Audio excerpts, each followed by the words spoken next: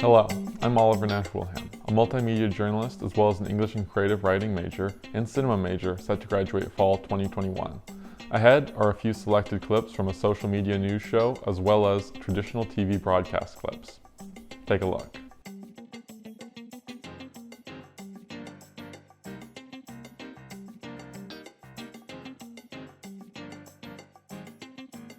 Before her death in 2012, Elizabeth Catlett was many things. A sculptor, a printmaker, and above all else, a social activist. Who is really self-conscious about making art that is not just accessible, but art that grows out of the specificity of her experience as a Black woman and later as a Black mother. Her art after the university would be devoted to social progress, but her time here was not easy.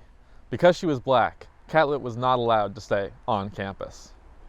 Behind me is one of the remaining houses set up by Black students as a communal off-campus experience. A small place for Blackness carved out of a white town. She would have been forced to stay in a house much like this, separate from the university.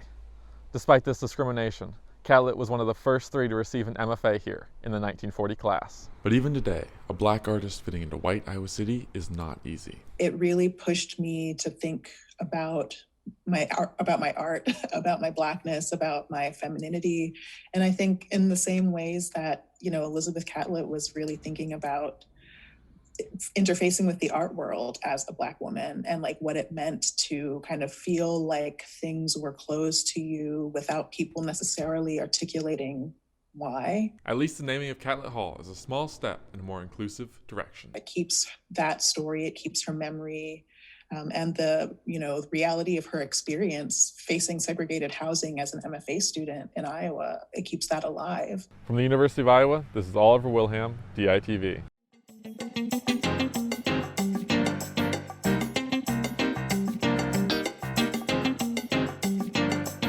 There's been something missing in downtown Iowa City over the last few months, but the Englert Theater is about to be back and better than ever.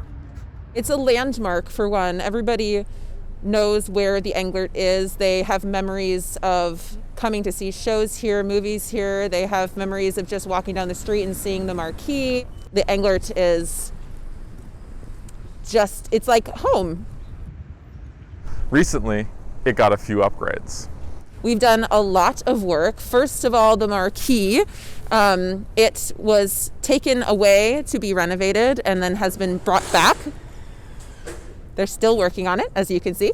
But not everything's changing. The Englert will still have the same great shows and performances you remember, and even the little quirks that make this theater unique, including the brick back wall. It has this smoke-damaged quality to it that's really aesthetically cool.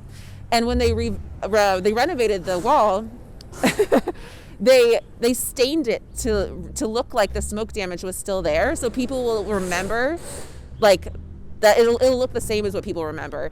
Though the Englert is still accepting donations for its Strength, Grow, Evolve campaign with Film Scene, the new marquee again lit up the night after their lighting ceremony December 18th. It was truly magical seeing the Englert sign back in Iowa City. 9, 10,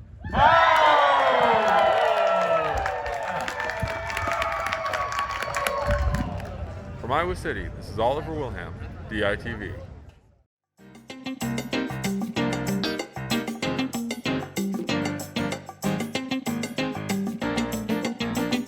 The expansive voting rights bill meant to combat restrictive voting laws is currently being considered in the Iowa Senate.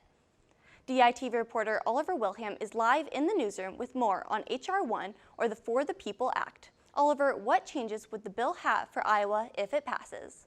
Well, it would have a number of effects, especially after Iowa passed an extremely restrictive voting law earlier this year.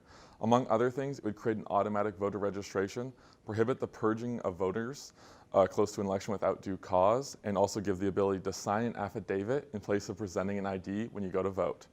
Iowa Republicans have already called this an attempt to take away states' rights to regulate their own elections, while Iowa Democrat Sidney Axne has praised this bill as an ethical reform not seen since the Watergate era.